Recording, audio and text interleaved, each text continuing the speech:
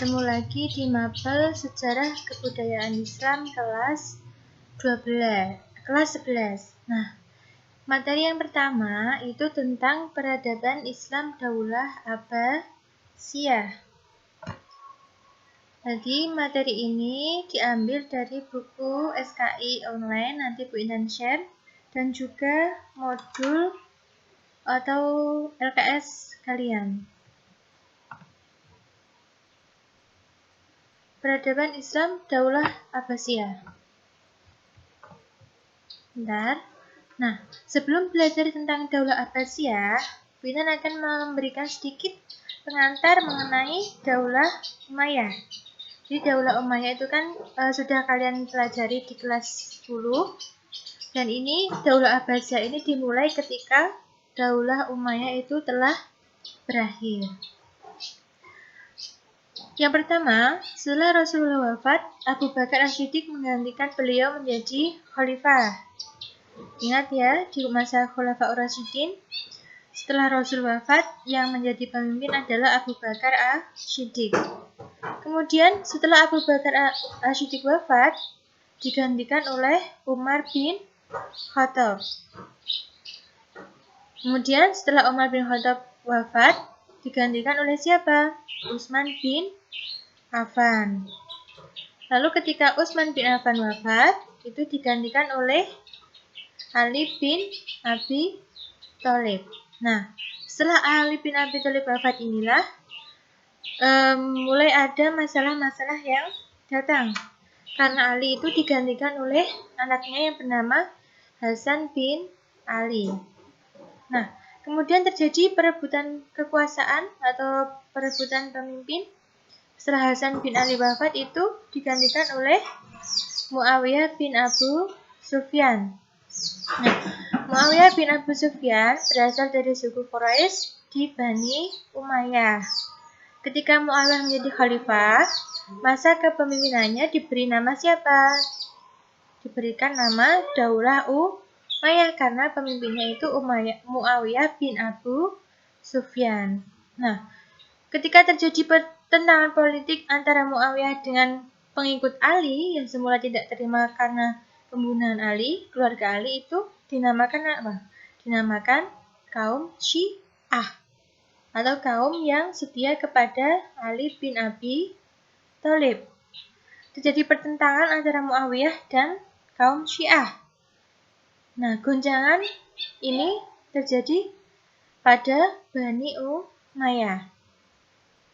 Nah, kemudian dari sekian banyak faktor yang menjadi penyebab runtuhnya Bani Umayyah, itulah yang menjadikan atau awal mula berdirinya Daulah Abbasiyah. Daulah Abbasiyah itu berdiri ketika runtuhnya Daulah Umayyah.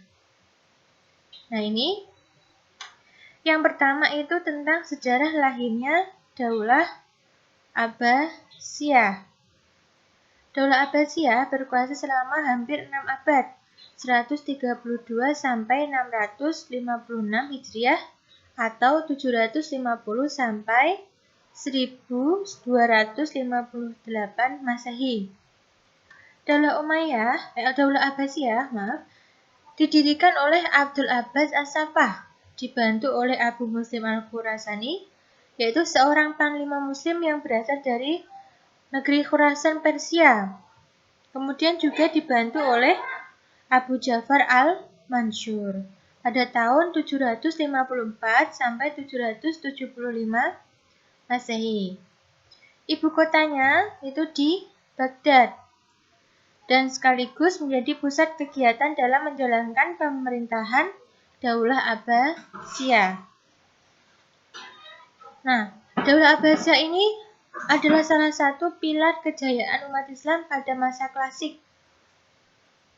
Tidak ada bangsa yang dapat menandingi kegemilangannya ataupun tidak ada bangsa yang mampu menandingi kemasyhurannya Daulah Abbasiyah pada masa itu, atau disebut dengan masa keemasan dan juga kejayaan umat Islam pada masa klasik.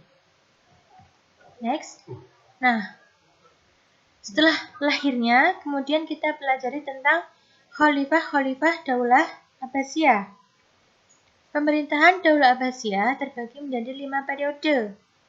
Dalam setiap perubahan periode terjadi perubahan pemegang kekuasaan dan sistem pemerintahan dan kebijakan militer. Jadi ketika penguasanya ganti, itu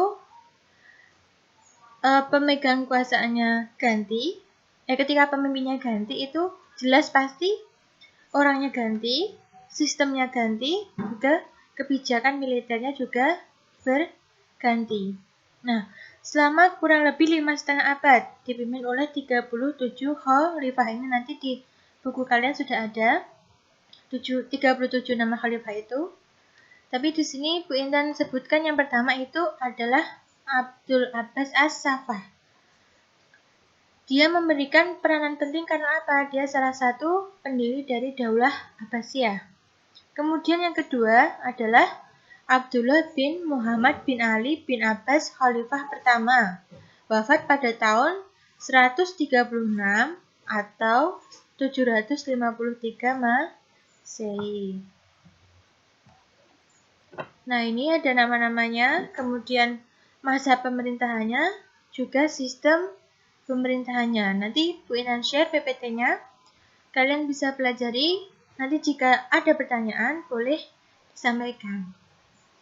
Nama khalifah dalam Daulah Abbasiyah yang pertama yaitu Abu Ja'far al-Mansur. Masa pemerintahannya khalifah kedua dibaiat pada tahun 136 Hijriah atau 754 Masehi. Wafat pada saat beliau menunaikan ibadah haji dalam keadaan sakit di usia 63 tahun, menjadi khalifah selama 22 tahun dimakamkan di Baghdad. Kemudian sistem pemerintahnya seperti apa Abu Ja'far Mansur itu? Nah, 1. Mengatur politik dan siasat pemerintahan. Yang kedua, jalur-jalur pemerintahan ditata rapi dan cermat. Kemudian terjalin kerjasama yang erat, kehidupan masyarakatnya tentram dan makmur. Kemudian nama khalifah yang kedua yaitu Muhammad al-Mahdi.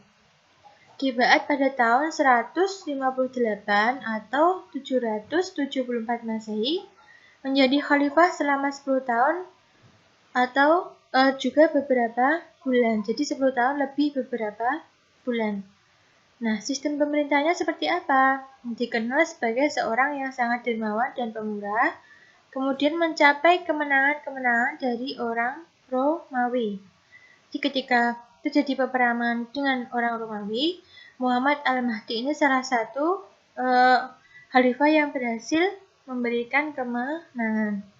Kemudian sampai di pantai Marmarah dan berhasil melakukan perjanjian damai dengan Kaisar Agustin.